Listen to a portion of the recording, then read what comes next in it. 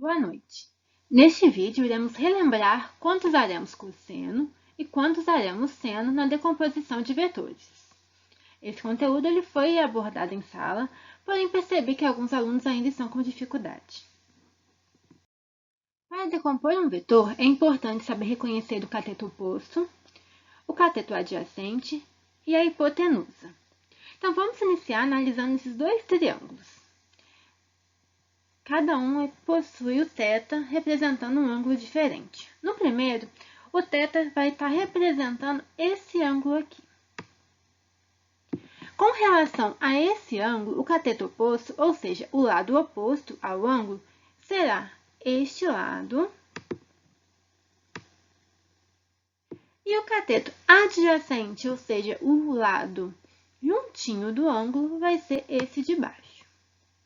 Já no segundo triângulo, nós temos que o θ ele representa esse ângulo de cá, de cima. Nesse caso, o meu cateto oposto ao ângulo vai ser o de baixo, né? O lado está oposto ao ângulo, e o cateto adjacente vai ser este daqui, que está junto do ângulo θ.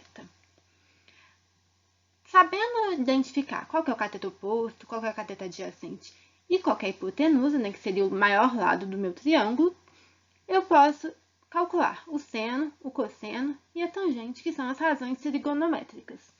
O seno de θ vai ser cateto oposto sobre a hipotenusa, cosseno θ vai ser o cateto adjacente sobre a hipotenusa e a tangente de θ, o cateto oposto sobre o cateto adjacente.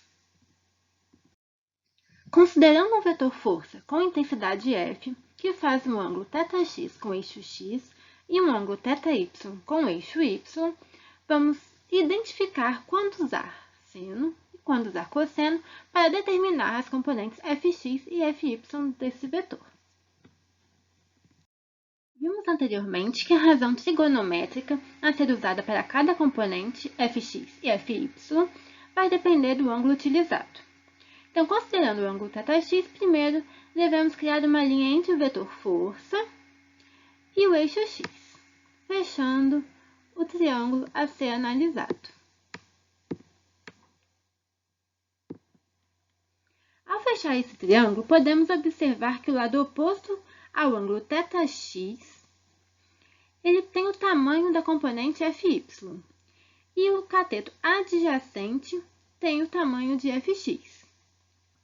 Sabendo que a hipotenusa está para a intensidade de F, assim como o cateto oposto está para Fy e o cateto adjacente está para Fx, podemos dizer que o seno de θx é igual a Fy sobre F e o cosseno de θx é igual a Fx sobre F.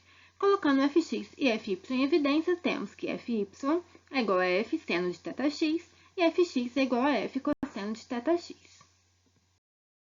Vamos determinar agora as componentes fx e fy do vetor f com relação ao ângulo θy. Fechando o triângulo novamente, unindo o vetor f ao eixo y, neste momento, nós temos que o cateto oposto ao ângulo θy tem a dimensão de fx e o cateto adjacente ao ângulo θy terá a dimensão de fy. Analisando o nosso novo triângulo, podemos observar que a intensidade F está para a hipotenusa, assim como o componente Fx está para o cateto oposto e a componente Fy está para o cateto adjacente. Dessa forma, podemos reescrever que seno de θy vai ser igual a Fx sobre F e o cosseno de θy é igual a Fy sobre F. Colocando Fx e Fy em evidência, temos que Fx é igual a F seno de θx e Fy é igual a F cosseno de θy. Espero ter ajudado. Qualquer dúvida, me procurem através do fórum da plataforma AVA ou do e-mail barbara.dumont@ubm.br.